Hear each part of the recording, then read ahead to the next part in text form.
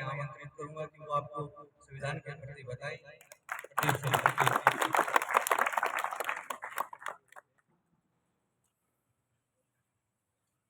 Thank you Naveen sir. Respected group instructor और मेरे प्यारे सहपाठियों, आज का जो टॉपिक है वो है संविधान पे। संविधान कैसे बना, कहाँ से लिया गया, ये सारा टॉपिक आज हम कवर करेंगे। उससे पहले सभी को बता रहा हूँ कि महाराजा अग्रसेन जयंती है आज, तो हम छुट्टी वाले दिन भी यहाँ पधारे हैं। तो सभी को अग्रसेन जयंती की हार्दिक शुभकामनाएं। कुछ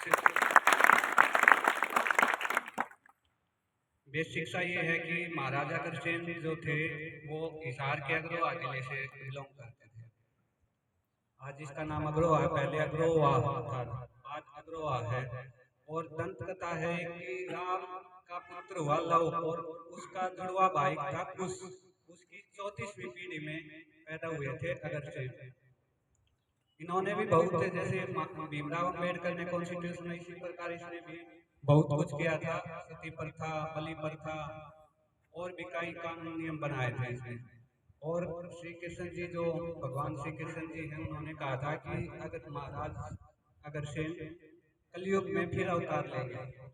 ये गीता में लिखा हुआ है कि महाराज अग्रसेन फिर जन्म लेंगे। तो एक सौभाग्य की बात है कि आज उनके जन्मदिन पर हम यहाँ उनके बारे में कुछ विचार आपके सामने सुनाए गए। कॉन्स्टिट्यूशन क्या है?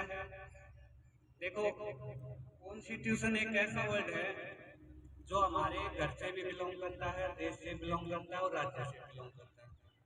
हम देखते हैं कि हमारे घर में बड़े बूढ़े हैं, उन्होंने भी नियम बनाए हुए हैं।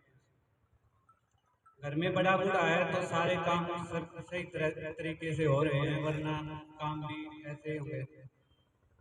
कोई बाहर से आ रहा है, जा रहा है, ये मान के चलो कि जो घर के बुजुर्ग हैं वो एक कैमरे की तरह है। कैमरे तो आ जाए हैं, लेकिन ये पुराने कैमरे हैं, इनको हर खबर मिलेगी। आप कभी इनके पास बैठो, इनका अनुभव ले तो आपको पता लगेगा कि इन्होंने जो अपने जीवन के 70-60 या जो पिछला अनुभव है वो बिताया है, वो कैसा रहा, उसके बारे में आपको शिक्षा पर जानकारी इन्हीं के पास मिल सकती है। हमारे बड़े बूढ़े तो बैठा करते थे, आज हमारे पास इतना टाइम नहीं, मोबाइल फोन में ज़्यादा घुस चुके हैं। तो आपसे ये भी रिक्वेस्ट है, शाम सवेरे अपने जो दादा परदादा या जो बुजुर्ग हैं उनको, कोई भी हो आस पड़ोस में, उसको राम राम, श्याम श्याम, और इनके पास कुछ जीवन का अनुभव दिया गया।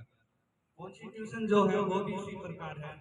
भारत ने क्या किया, भारत में जो कॉन्स्टिट्यूशन है, हर राज्य, हर देश, इसका एक लिखित संविधान है।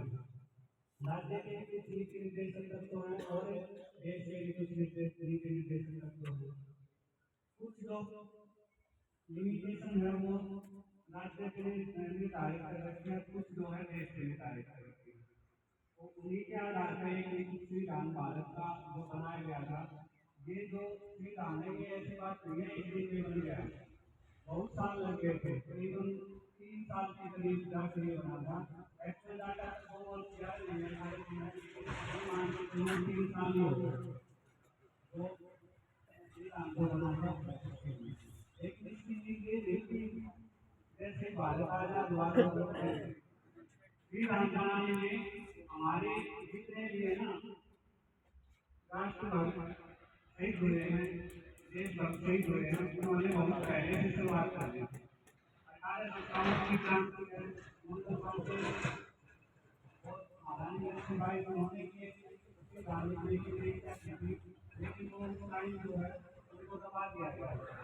उसके बाद 1909 में पार्लियामेंट को सुधार आया, उसमें मार्ले जो भारत के थे वो चाहे और मित्रों जो थे ब्रिटिश के वंशाय, उन्होंने मिलकर एक संविधान बनाने की कोशिश की, लेकिन वो भी नहीं बन पाया। उसके बाद 1999 में सेंस कोर्ट में भी गई चेष्टा की थी संविधान बनाने की, लेकिन तब भी नहीं बन पाया।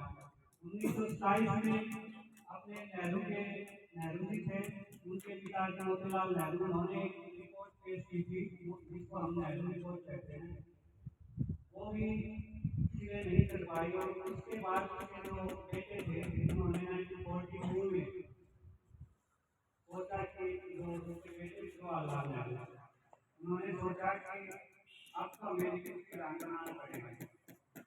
तो उधर जो है 1942 में 7 दिसंबर 1946 को जो हमारे सच्चिदानंद सिन्हा राव साहब हैं, वो सच्चिदानंद सिन्हा सबसे बुजुर्ग वो इस कॉन्स्टिट्यूशन के अध्यक्ष बनाए गए। वो अध्यक्ष इसलिए बनाए गए क्योंकि वो उम्र में सबसे बड़े थे। वो कोई कुछ मतलब ऐसे नहीं बनाए गए, लेकिन वो बनाए गए ताकि कॉन्स्टिट्यूशन की एक बात नींव रखी जाए और कंटिन्यू में उन्होंने किए। तो संविधान सभा के अध्यक्ष कौन बने? चेयरमैन